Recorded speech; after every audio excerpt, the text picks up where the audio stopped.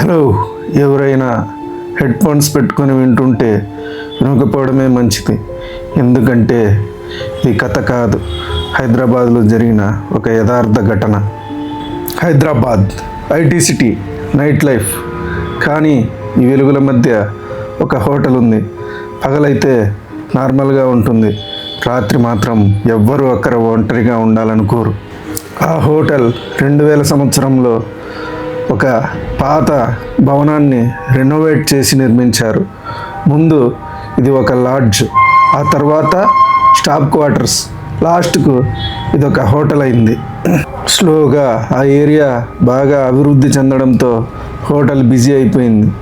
కానీ ఒక ఫ్లోర్ మాత్రం ఎప్పుడు ఏ గెస్ట్కు ఇవ్వలేదు, అదే 4th ఫ్లోర్. మొదట్లో స్టాఫ్ ఏం గమనించారంటే లిఫ్ట్ ఆటోమేటిక్గా 4th ఫ్లోర్ దగ్గరికి వెళ్ళి ఆగిపోతుంది. ఎవరైనా గెస్ట్ వచ్చినప్పుడు ఎవరైనా తమ వెనక ఉన్నారేమో అనేటట్లు ఉంటుంది. డోర్లు తెలుసుకోదు, కానీ ఎవరో బయట నుంచి శ్వాస తీసుకున్నట్టు మాత్రం ఒక శబ్దం వస్తుంది. ఇంతకీ ఇలా జరగడానికి కారణం ఏంటని అందరూ ఆరా తీయడం మొదలుపెట్టారు. కానీ ఎవరూ సమాధానం చెప్పలేకపోయారు. అప్పుడే ఒక పాత స్టాఫ్ అతను చెప్పడం మొదలుపెట్టాడు. ఆ ఫ్లోర్లో ఒకప్పుడు అనన్య అనే అమ్మాయి నివసించేది. ఆమె వయసు 26. అప్పట్లో ఒక ప్రైవేట్ కంపెనీలో ఉద్యోగం చేసేది. హైదరాబాద్కు జాబ్ కోసం వచ్చేది. ఎప్పుడు ఒంటరిగా ఉంటూ కుటుంబానికి చాలా దూరంగా ఉండేది. అప్పట్లో ఇది హోటల్ కాదు, ఒక చిన్న లాడ్జ్ మాత్రమే. అనన్య ఎప్పుడు 4th ఫ్లోర్లో చివరి గదిలో మాత్రమే ఉండేది. ఎందుకంటే దానికి అద్దె చాలా తక్కువ, లాస్ట్లో ఉండడం వల్ల ఎవరూ డిస్టర్బ్ చేయరని లిఫ్ట్ కూడా అక్కడే ఆగేది. ఆమె రాత్రివేళ ప్రతిరోజు ఒంటరిగా చాలాసేపు మాట్లాడుకుంటూ ఉండేది. ఇది ఇలా ఉండగా ఆమె ఒక వ్యక్తిని ప్రేమించింది. అతను అదే ఆఫీస్లో పనిచేసేవాడు. పెళ్లి చేసుకుంటా అని మాటిచ్చి అప్పటికే వేరే వాళ్ళని పెళ్లి చేసుకున్నాడు. కానీ అప్పటికే అనన్య గర్భవతి అయింది. ఈ విషయం తెలిసిన అతను, ఇది నీ ప్రాబ్లం, నాకేం సంబంధం లేదు, నన్ను ఇందులోకి లాగకు అని ఫోన్ కట్ చేశాడు. ఈమెను ఎలాగైనా వదిలించుకోవాలా అనుకున్నాడు. ఆ రోజు రాత్రి అనన్య తన ఇంట్లో వాళ్ళకి మెసేజ్ టైప్ చేసింది కానీ సెండ్ చేయలేదు. ఆ రోజు రాత్రి ఆమె బయట నుంచి వచ్చి రాత్రి 11:45 లిఫ్ట్ ఎక్కింది. 4th floor button నొక్కింది. అంతే, అదే చివరిసారి అందరూ ఆమెను చూసింది. ఆమె గదిలో నుంచి గట్టిగా శబ్దం వచ్చింది. తలుపులేమో లోపల నుంచి లాక్ అయ్యాయి.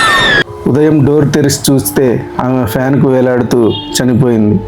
పోలీసులేమో దీన్ని సూసైడ్గా చిత్రీకరించారు.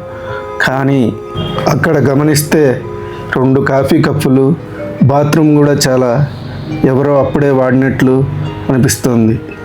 అంటే ఆమె ఒంటరిగా లేదు, ఎవరో ఇంకో అతను కూడా వచ్చి చంపాడు అని మనం అర్థం చేసుకోవాలి.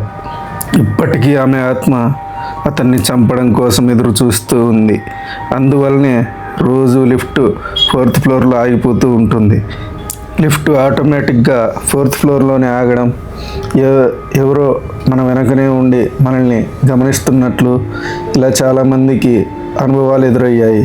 ఒక ఐటీ ఉద్యోగి ఏమంటాడంటే రోజు రాత్రి 1 గంటకు తన యొక్క డోర్ను ఎవరో నాక్ చేసినట్లు అనిపిస్తూ ఉంటుంది. తీరా వచ్చి చూస్తే ఎవరూ ఉండరు. ఇలా రోజు జరుగుతూ ఉంటుంది. మరియు చిన్న పిల్లాడి శబ్దం అమ్మా అమ్మా అని పిలుస్తుంది. తీరా అక్కడికి వెళ్ళి సీసీటీవీ అలా చెక్ చేస్తే ఏమీ ఉండదు. కారిడార్ అంతా ఖాళీగా ఉంటుంది. కానీ ఏదో ఏడుపు శబ్దం మాత్రం వినిపిస్తూనే ఉంటుంది.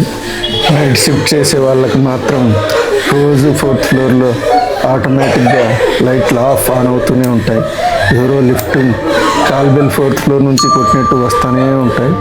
సీసీటీవీలో 4th ఫ్లోర్లో చూస్తే ఏదో ఒక షాడో తెల్లగా కదలడం.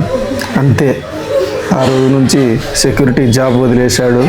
ఇంకెవరైనా అక్కడికి నైట్ టైమ్స్ పని చేయడానికే భయపడిపోయారు. ఇప్పటికీ రాత్రి 12 అయితే ఆ లిఫ్ట్ ఆటోమేటిక్గా 4th ఫ్లోర్కి వెళ్ళి లాక్ అయిపోతుంది. లిఫ్ట్ సమస్య కొనసాగుతూనే ఉంది. స్టాఫ్ ఏమంటారంటే ఆమె ఆత్మ ఈ లాడ్జ్ను వదిలి వెళ్ళలేదు. ఇంకా అతన్ని చంపడం కోసం, అతని మీద ప్రతీకారం తీర్చుకోవడం కోసం ఎదురు చూస్తూనే ఉంది అని అంటారు. మీరు కూడా హోటల్లో ఉంటే 4th ఫ్లోర్కి అస్సలు వెళ్ళకండి. ఎందుకంటే అక్కడ ఆమె ఎదురు చూస్తూ ఉంటుంది మీకోసం, లేదా ఆమెను చంపిన వాడి కోసం. బాయ్.